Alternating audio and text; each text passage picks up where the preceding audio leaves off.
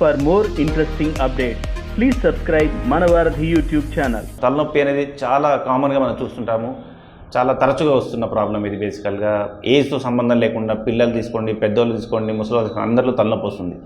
So headaches ఎప్పుడు మనం డాక్టర్ని కన్సల్ట్ చేయాలంటే ఒక ప్రైమరీ ఫిజిషియన్ నుంచి మనం ఎప్పుడు ఒక న్యూరాలజిస్ట్ కన్సల్ట్ చేసిన అవసరం ఎప్పుడు పడుతుంది, చాలా ఇంపార్టెంట్ బేసికల్గా. సో హెడేక్స్ జనరల్గా ఏంటంటే 2 టైప్స్ ఉంటాయి, ప్రైమరీ హెడేక్, సెకండరీ హెడేక్ అనేది. సో ప్రైమరీ హెడేక్ అంటే బేసికల్గా బ్రెయిన్లో అంటే ఇప్పుడు మైగ్రేన్ కానివ్వండి, టెన్షన్ టైప్ హెడేక్స్ కానివ్వండి, కొన్ని వేరే ట్రైజన్ న్యూరాలజీస్ కానివ్వండి, కొన్ని అట్లాంటి హెడేక్స్ ఉంటాయన్నమాట. సెకండరీ హెడేక్స్ అంటే బ్రెయిన్లో ఏమైనా ట్యూమరో, క్లాటో, ఇన్ఫెక్షనో, ఏదో ప్రాణాంతక ప్రాబ్లం వాటి వల్ల వచ్చే హెడేక్స్ అనమాట. జనరల్గా కామన్గా వచ్చే హెడేక్స్ ప్రైమరీ హెడేక్సే ఉంటాయి. ముఖ్యంగా మైగ్రేన్ తలనొప్పి ఇది చాలా తరచుగా మనం వింటున్నాం. బేసికల్గా ఇది ముఖ్యంగా అమ్మాయిల్లో స్టార్ట్ అవుతుంది, టీనేజ్లో స్టార్ట్ అవుతుంది, కొందరికి యంగ్ అడల్ట్స్లో స్టార్ట్ అవుతుంది. అండ్ ఆ హెడేక్ బాగా వచ్చినప్పుడు వాళ్ళకి ఎట్లా అంటే బేసికల్గా వెలుతురు చూసిన చిరాకు అనిపించడం, మాట్లాడితే ఇరిటేషన్ అనిపించడము, జర్నీస్ చేసిన హెడేక్స్ ఎక్కువ కావడము, నాజియా, వామిటింగ్స్ రావడము, తర్వాత ఆ టైంలో అన్నీ బంద్ చేసేసి ఎవరన్నా గట్టిగా ఒత్తుతో బాగుండడము, లేదా క్లాత్ కట్టుకుని పడుకోవాలనిపించడం, ఇవన్నీ లక్షణాలు ఉంటాయన్నమాట. అండ్ కొందరికి ఏంటంటే మైగ్రేన్లో ఆరాతో వస్తుంది, అంటే హెడేక్ వచ్చే ముందు కళ్ళ ముందు లైట్స్ ఇట్లా స్పెక్ట్రంలా రావడము, తర్వాత ముఖం మీద తిమ్మిళ్ళు రావడం, ఇవన్నీ జరుగుతుందన్నమాట. బట్ ఇండియాలో మోస్ట్లీ కామన్గా మన క్లాసికల్ మైగ్రేన్ అంటే వితౌట్ ఆరానే మనం ఎక్కువ చూస్తుంటాం అనమాట. సో ఈ మైగ్రేన్ బేసికల్గా ఏంటంటే దీనికి అందరికీ ట్రిగరింగ్ ఫ్యాక్టర్స్ ఉంటాయి బేసికల్గా. సో ట్రిగరింగ్ ఫ్యాక్టర్స్ అంటే ఇప్పుడు నేను చెప్పినట్టుగా టైంకి ఫుడ్ తినకపోయినా సరే, నిద్ర సరిగా లేకపోయినా సరే, బార్బిగ్నేటెడ్ ఫుడ్స్ కానివ్వండి, కూల్ డ్రింక్స్ అంటే ఏరేటెడ్ డ్రింక్స్ ఎక్కువ తీసుకోవడం కానివ్వండి, తర్వాత స్మోకింగ్, ఆల్కహాల్, ఏజ్ చీజ్, స్ట్రెస్సర్స్, వీటన్నిటితో హెడేక్స్ అగ్రవేట్ అవుతుంటాయి అన్నమాట. అండ్ స్మెల్స్, పర్ఫ్యూమ్స్, ఇవన్నీ కూడా అగ్రవేట్ అవుతుంటాయి.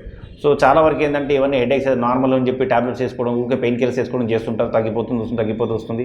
దీనివల్ల ఏమవుతుందంటే బేసికల్గా అది మెడికేషన్ ఓవర్ హెడేక్ అయిపోతుంది. సో పెయిన్ కిల్లర్స్ తీసుకోవడం వల్ల ఏంటంటే ఎట్లయితే డ్రగ్ అడిక్ట్స్ మందు రోజు తీసుకోలేకపోతే ఎట్లా ఉండలేరు, అలాగే అదేవిధంగా వీళ్ళు పెయిన్ కిల్లర్స్ తీసుకుని అలవాటు అయిపోయి తీసేస్తే వాళ్ళు ఉండలేరు అన్నమాట. సో అట్లా అది మెడికేషన్ ఓవర్ కింద మారిపోతుంది.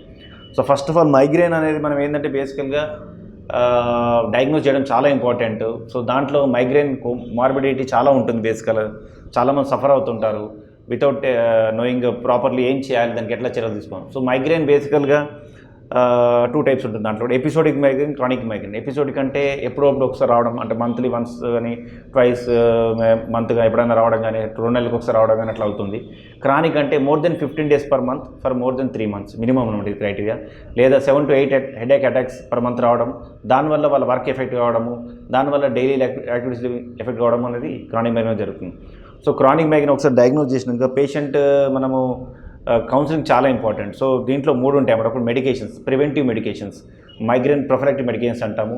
అది జనరల్గా పేషెంట్ డిపెండ్ అవుతుంది. దాంట్లో చాలా గ్రూప్ ఆఫ్ డ్రగ్స్ ఉంటాయి. సో పేషెంట్కి ఉన్న ముందు ఏమైనా హెల్త్ కోమార్బిడ్స్ ఏమైనా ఉన్నా సరే, పేషెంట్ అదర్ యాంగ్జైటీ ఏమైనా ఉందా, ఒబేసిటీ ఏమైనా ఉన్నారా, ఆస్మా ఏమైనా ఉందా, సో అదర్ వేరే హెల్త్ ఇష్యూస్ ఏమున్నాయి, సీజర్స్ ఏమైనా అసోసియేట్ ఎపిలెప్సీస్ ఉన్నాయి, దాన్ని బట్టి మనం ఒక్కొక్కరికి ఒక టైప్ ఆఫ్ మెడికేషన్ ఇవ్వడం జరుగుతుంది. సో మైగ్రేన్ ప్రొఫిలాక్టిక్ మెడికేషన్ ఒకసారి స్టార్ట్ చేసి దానికి కంప్లీట్ ఎఫెక్ట్ 4 to 6 weeks పడుతుంది. అండ్ ఆ మెడికేషన్ ఒకసారి ఎఫెక్ట్ వచ్చాక మినిమం 6 to 12 months ఇస్తామన్నమాట. దాంతోపాటు మైగ్రేన్ బాగా సివియర్గా వచ్చినప్పుడు అనాల్జెసిక్ విత్ యాంటీబయాటిక్ కాంబినేషన్ ఉంటుంది, అది ఇవ్వడం జరుగుతుంది. బట్ ఈ 2తో కాకుండా ముఖ్యంగా ఏంటంటే రిలాక్సేషన్ ఎక్సర్సైజెస్ అంటే బయో ఫీడ్బ్యాక్ అంటారు, కాగ్నిటివ్ బిహేవియర్ థెరపీ అంటారు, అండ్ మెడిటేషన్, ముఖ్యంగా ప్రాణాయామం, కపాలభారతి, అనులోమ విలోమ, ఇది చాలా ఇంపార్టెంట్ అనమాట. ఇవి చేస్తే కనుక headaches will be very much under control. ఒకటి గుర్తుపెట్టుకోవాల్సింది, migraine has no cure. So migraine prophylactic medications with appropriate analgesics at only at very frequent headaches and severe headaches, and doing relaxation will be of very much helpful. And కొందరు చాలా సివియర్గా ఉన్నప్పుడు మేము కొన్ని blocks ఉంటాయన్నమాట, బొట్లియం toxin injections కానివ్వండి, లేదా greater Oxford blocks కానివ్వండి, ఇవన్నీ ఇస్తుంటాము. అది డిపెండ్స్ అవుతుంది అనమాట. అంటే ఎవరైతే మెడికేషన్స్ తీసుకొని ప్రొఫిలాక్టిక్ మెడికేషన్ తీసుకొని దానివల్ల కూడా హెడేక్ దగ్గర వాళ్ళకు మనం then we will go for these things. లేదా కొందరు ఉంటారు చాలా very severe headaches with other symptoms ఉన్నప్పుడు ఇనిషియల్గా హెడేక్ సివియర్ తగ్గించడానికి కూడా మేము కొన్నిసార్లు గ్రేటర్ ఆక్స్ఫర్డ్ ఉన్న బ్లాక్స్ కానివ్వండి, బోటాక్స్ అని ఇవ్వడం జరుగుతుంది. బట్ ఇవన్నీ రెగ్యులర్ ఇవ్వాల్సి ఉంటుంది అన్నమాట. And due to cost factors కానివ్వండి, ఇంజెక్షన్ అవి ఫోబియా వల్ల కానివ్వండి, but they are kept a second option. But patients if they are okay then we can go it also primary options.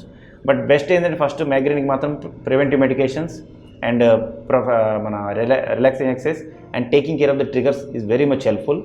And వీటిల్లో బేసికల్గా సిటీ చేసినా ఎంఆర్ఐ చేసినా ఏమీ ఉండదు, but sometimes due to patient phobia వాళ్ళకు we need imaging, but as of now there is no need for imaging. So first ఏంటంటే if any recent change in character of headache ఉంటే లేదా severity పెరిగితే then we need to rule out other causes ఏమైనా ఉన్నప్పుడు, secondary cause ఉన్న కోసం. But otherwise history టిపికల్గా migraine మనకు హిస్టరీతోనే ఉంటుంది. It's only diagnose based on history.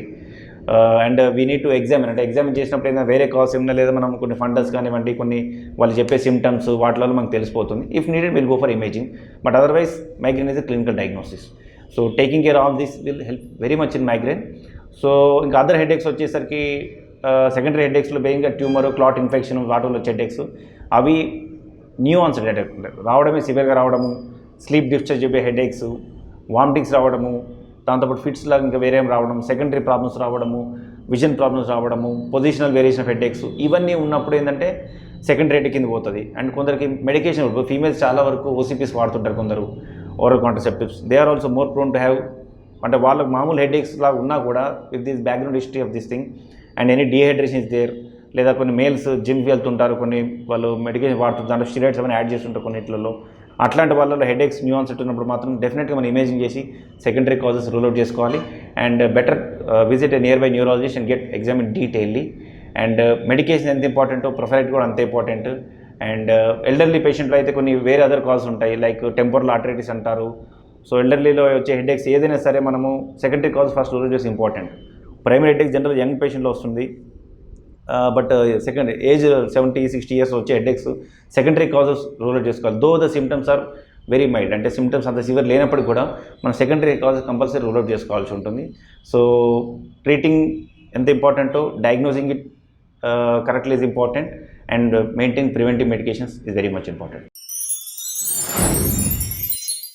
For more interesting updates, please subscribe Manavaradhi YouTube channel.